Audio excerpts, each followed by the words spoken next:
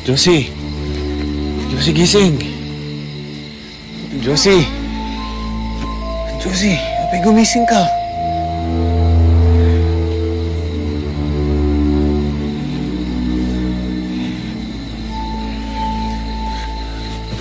Ikaw ba'y nananaginip? Baka ikaw ay nabangungot, ah. Umaga na din pala ako bangon na din para makapaghanda ng agahan.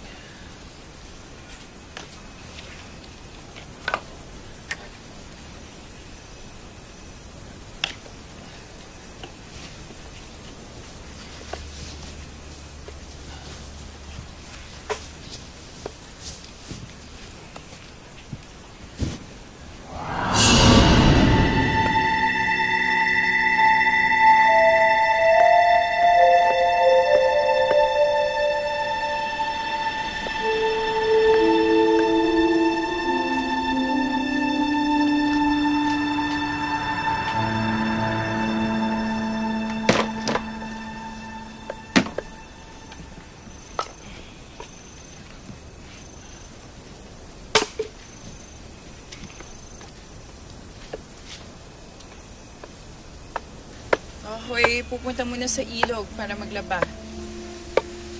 Sige. Ikaw mag-iingat papunta sa ilog. Nagluto na rin naman ako para kung maagang makauwi yung mga bata, may pagkain na. Sige. Ikaw mag-iingat, ha? Sige.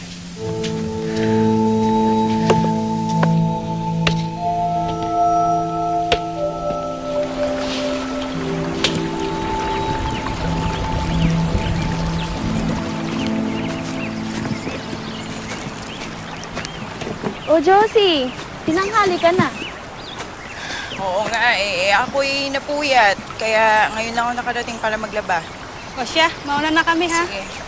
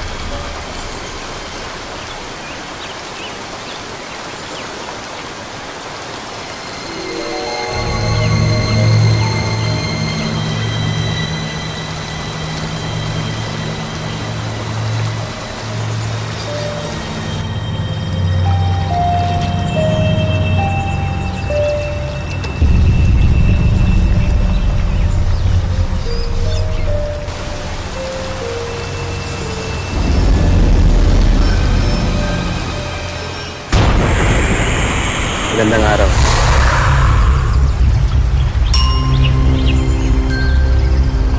Magandang araw.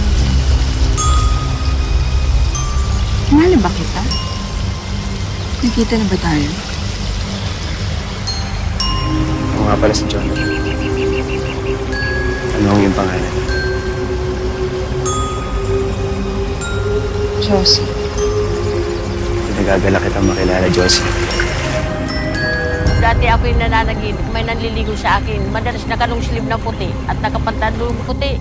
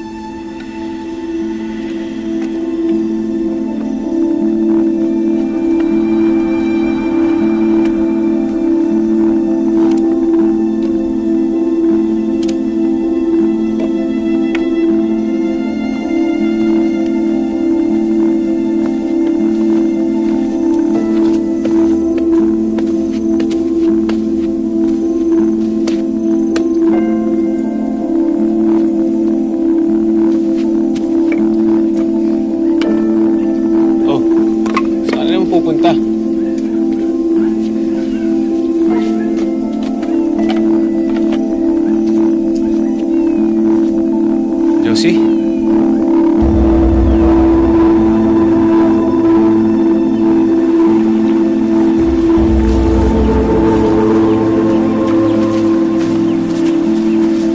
Josie, mauna na ulit kami. Ano nangyari?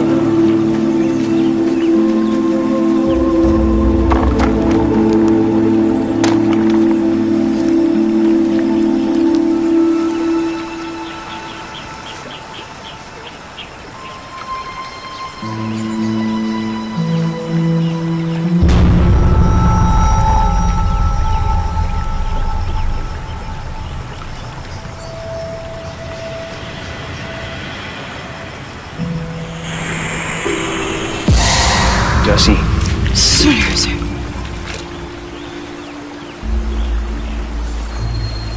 nahanap mo ba ako? Bakit naman kita hahanapin? Saka teka, ano bang ginagawa ko dito?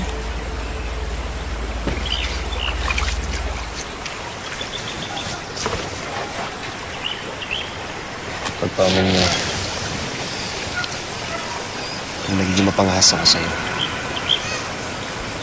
Napakaganda mo, Josie. Hindi ko mapigilan ang sarili ko.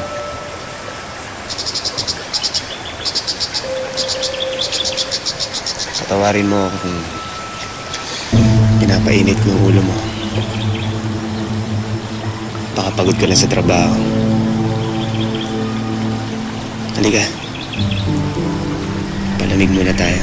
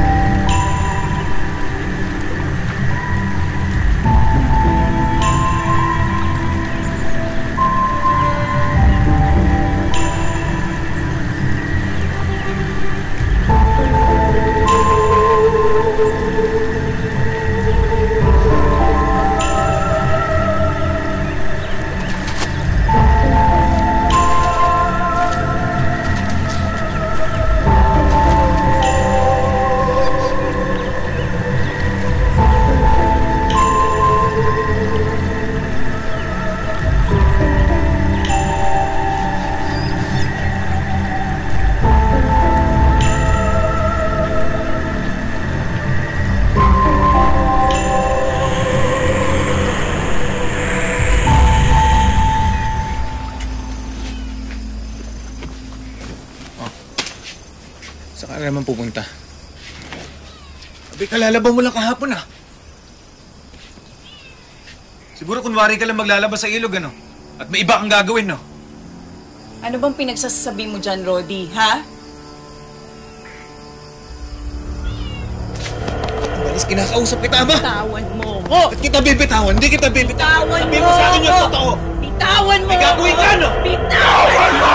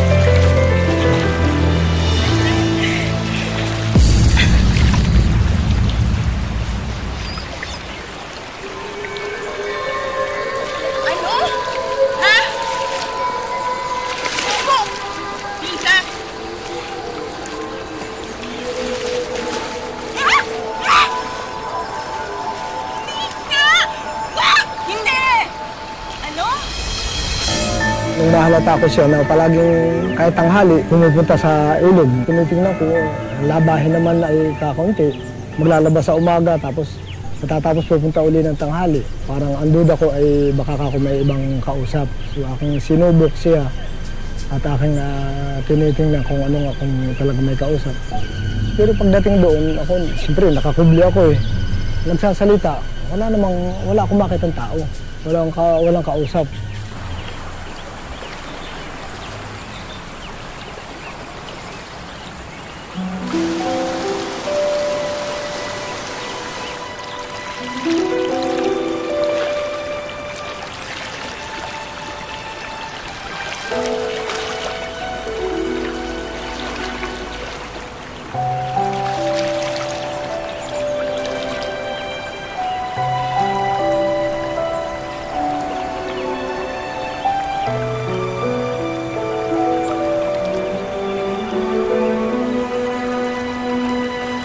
Sumama ka sa akin.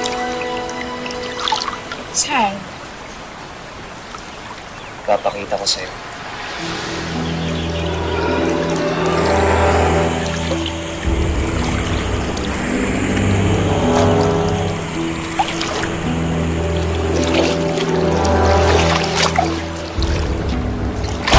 Jonathan, hindi ako pwede sumama sa'yo.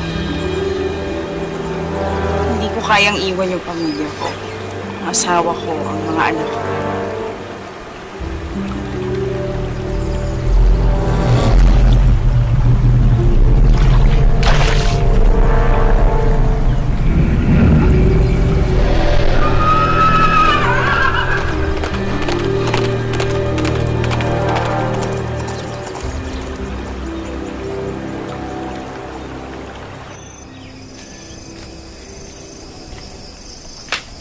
Josie, ano ba nangyayari sa'yo? Josie.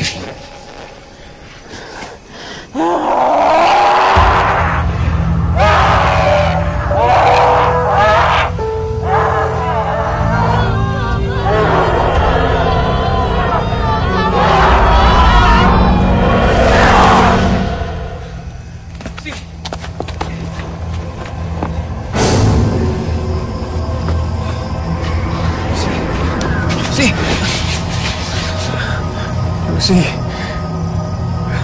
ba nangyayari sa'yo? Josie.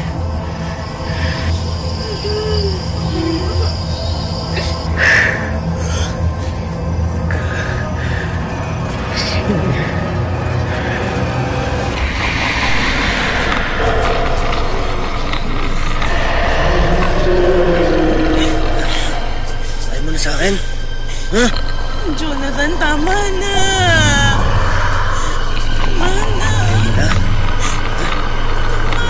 Ayaw mo na sa akin? Ha? Tama na. Josie. Josie, gising. Ano nangyayari sa'yo, Josie? Josie.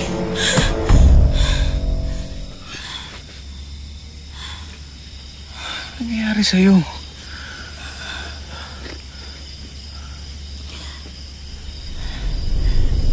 Bakit ka nabasa?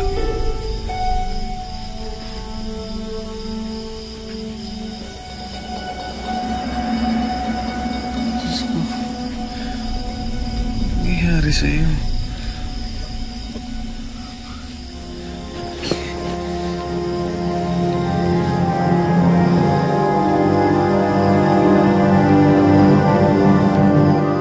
Wala akong makitang tao. Siya lang. Parang nananaginip baga. Nakaungol. Parang nagdudo tuloy ako doon sa yung bahay na yung nabili kami maliit na bahay doon. Baka ako doon ay kumbaga may nagkaroon ng tinatahanan ng maligno.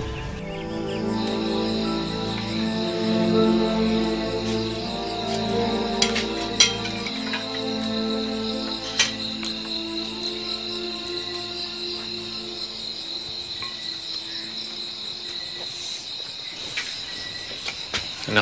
Kumain na ba ang mama niyo? Hindi pa po, Tay. Wala daw po siyang gana. Papa, ano po bang nangyayari kay Mama?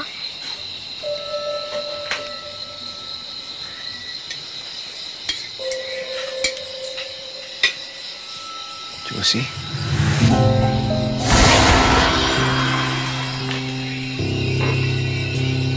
Josie?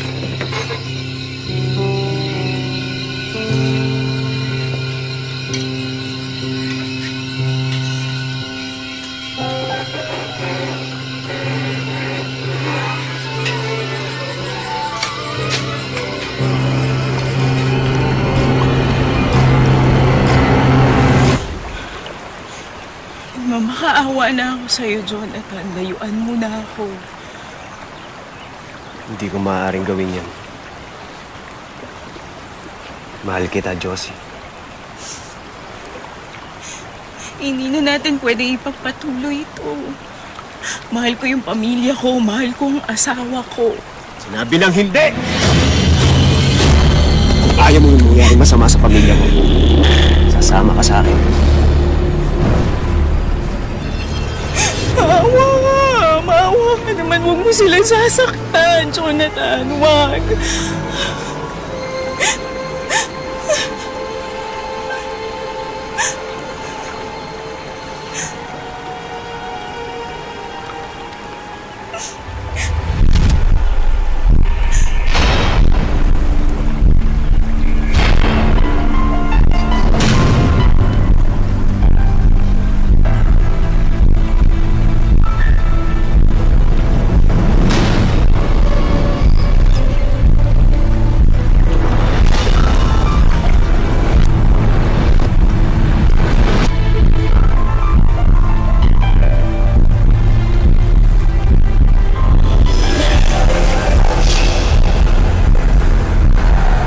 Josie!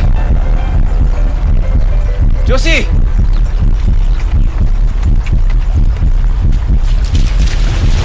Josie! Tama na, ano ba nangyayari sa'yo?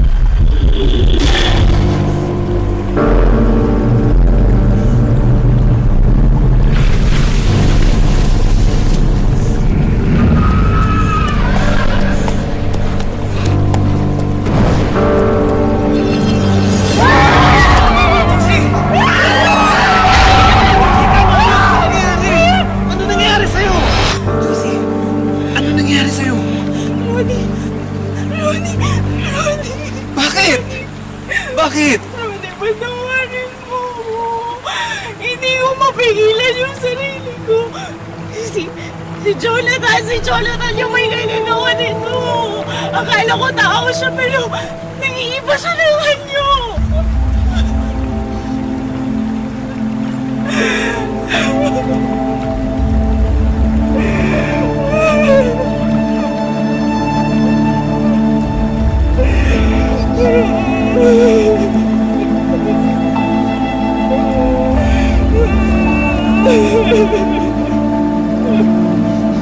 Sabi ko, kalimutan mo man ako. Hindi man talaga pwede itong ating relasyon. Huwag mong ipagpilitan.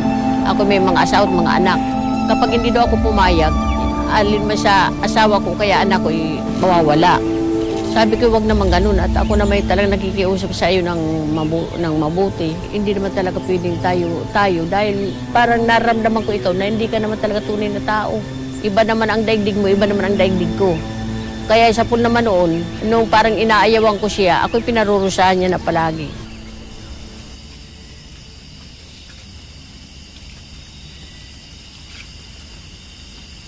Hindi ko alam yung inaasal ko ng mga nakaraan. Pero huwag mo sana isipin na nagtataksil ako sa'yo. Hindi mo naman kagustuhan yun, Rodi. Hindi siya galing sa mundong ito. Hindi mo kagustuhan yun, Rodi.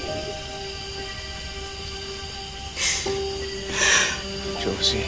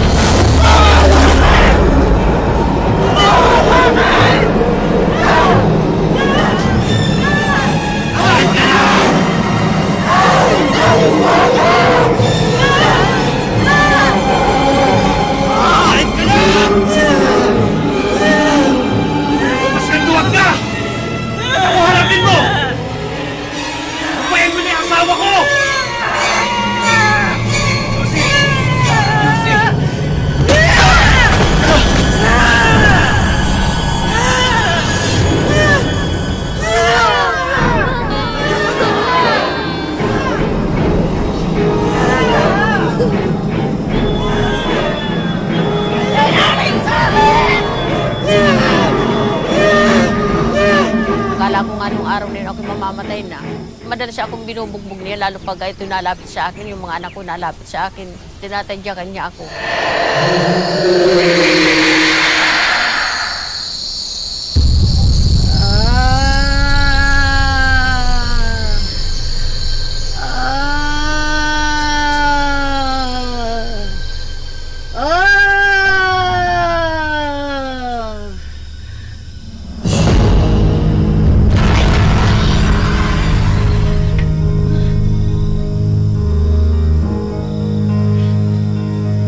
Hindi siya galing sa mundong ito. Tikbalang ang nanggugulo sa iyong asawa na tinatawag niyang Jonathan.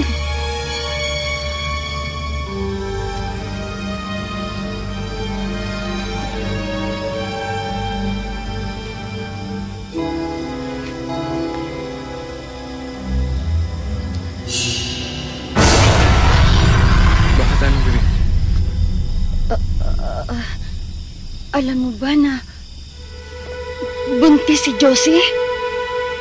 Ha? Aling Bering, imposible po yun. Imposibleng buntis si Josie. Ngayon ay tama ang aking hinala. Na ang dinadala ng asawa mo sa kanyang sinapupunan ay anak ng isang tikbalang.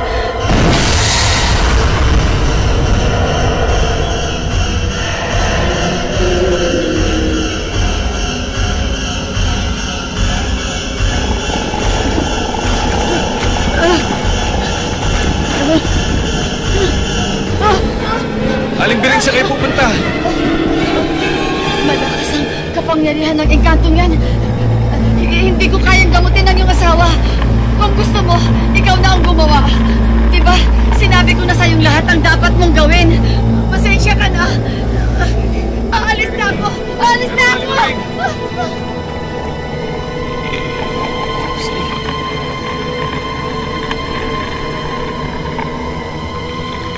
Nung ako'y magdalang tao na, madalas ako'y hirap na, hindi ako makapagtrabaho. Ang ginawa nga nito, kumuha nga siya ng manggagamot. Ako'y ipinatawas ako, ipinabawi. Parang yung dumistansya na siya sa akin.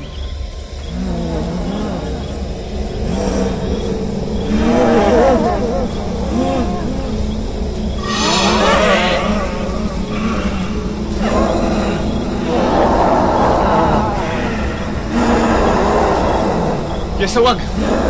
Huwag mo lalapitan ng nanay mo! Jessa!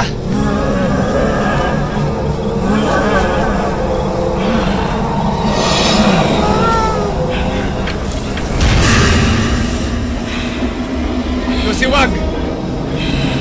Josie!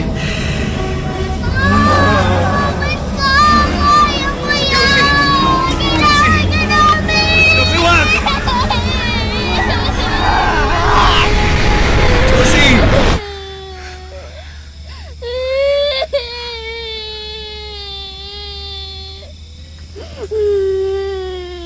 Josie!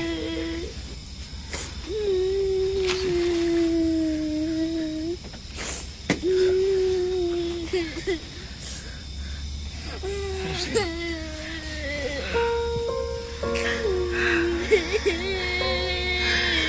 Naku. Papa. Mama. Hindi ko na kaya. Hirap na ako. Huwag mo sabihin yan. Lakas mo loob mo. Lumaban ka. Hindi ka namin papabayaan ng anak mo, ha? Naintindihan mo ba yun, Josie? Mahal na mahal ka namin. Hindi ka namin susukuan. Wala ka.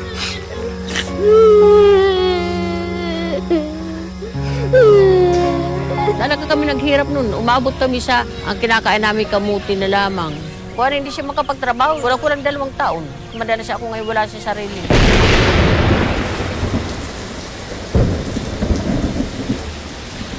Manong Ambo, maraming salamat po. Hindi ko ko na po alam kung anong gagawin ko sa asawa ko. Huwag ka mag-alala, Brody. Gagawin ko lahat ang makakaya ko.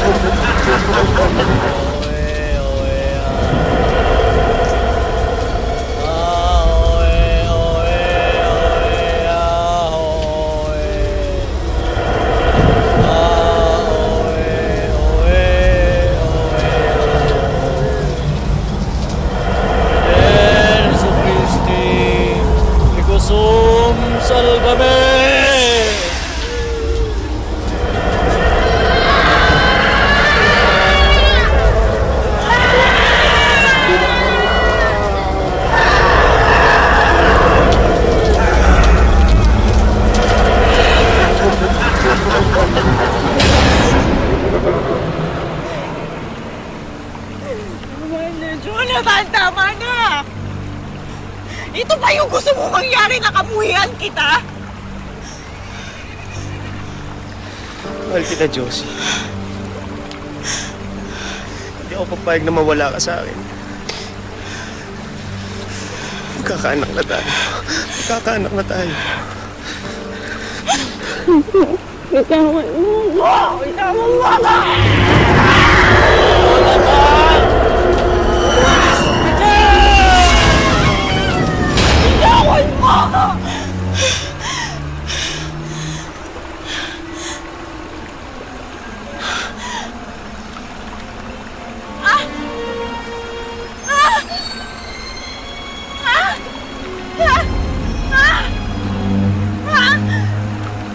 Bitawan mo!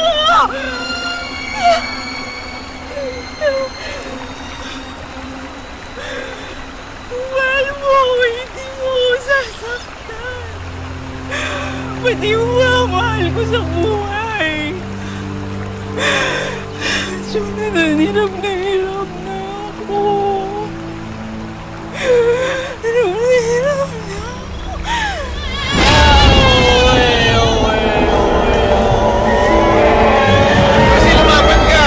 Alang-alang sa amin. Alang-alang sa mga pamilya mo. Kami ang pamilya mo, Josie. Hindi ka namin iiwan.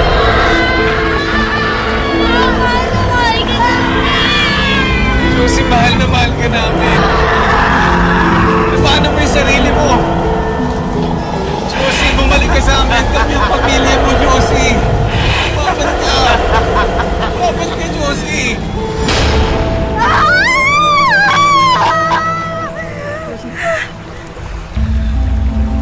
Josie.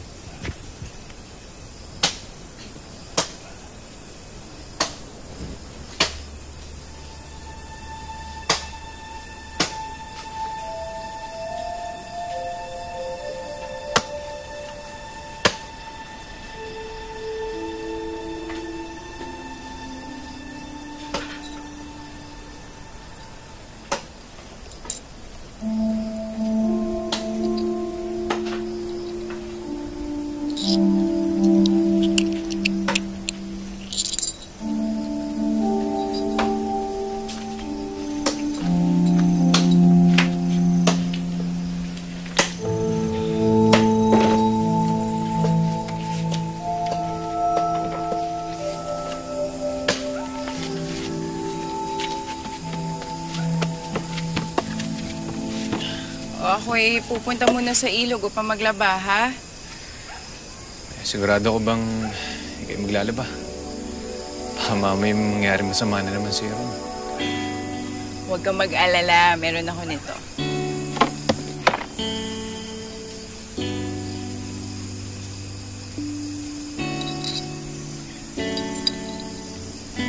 Kontra.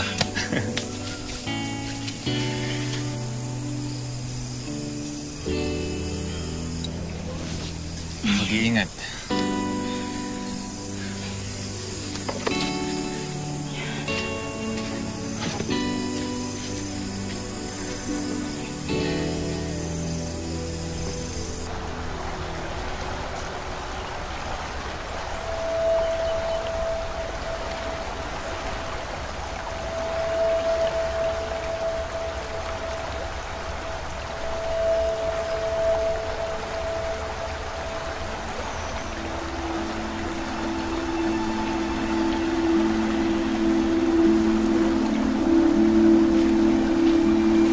Bulaga! Ano ba? Ba't mo ako ginugulat? Ha? Ba't mo ako ginugulat? Kasi sana isang surpresahan. Ano naman yung sorpresa na yan? Eh di, ano na. Ano? Gumawa ng bagong bunso.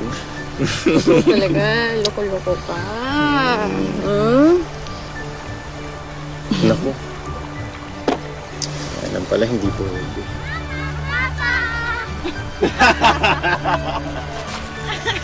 Halika kayo dito. Halika, anak. Dito, upo ka. Oh, halika nga dito. Ano, gusto niyo bang lumangoy? Hmm? Gusto niyo ba lumangoy? Oo naman. Oo naman. Ikaw, gusto mo matuto lumangoy? Apo.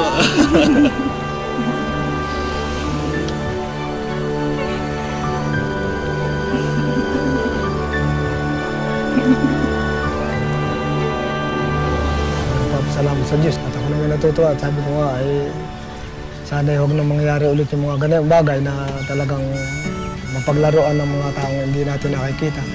Para sa akin, ang wagas na pag-ibig ay yung talagang pagtitiwala at katapatan talaga sa sarili. Yun ang tunay na pag-ibig. Dahil sabi nga, ano man ikaw, ano man ang pinagdaanan mo, ano man pagkatao mo, sana yun talagang tanggapin natin sa ating sarili. Yun ang tunay na pag-ibig ay, yun ang wagas talaga ng pag-ibig. Ang wagas na pag-ibig para sa akin ay talagang hindi mo inaasahan na talagang darating sa buhay mo. Dahil sa dami ng pagsubok na dumating, talagang kung kayo ang siya magkapalad, kahit anong dumating na unos kumbaga, kayo pa rin. Ako si Rode. At ako rin si Juicy. Ito ang kwento ng aming wagas na pag-ibig. Wagas ang kwento ng ating pag-ibig. Di mo akalain sa ganito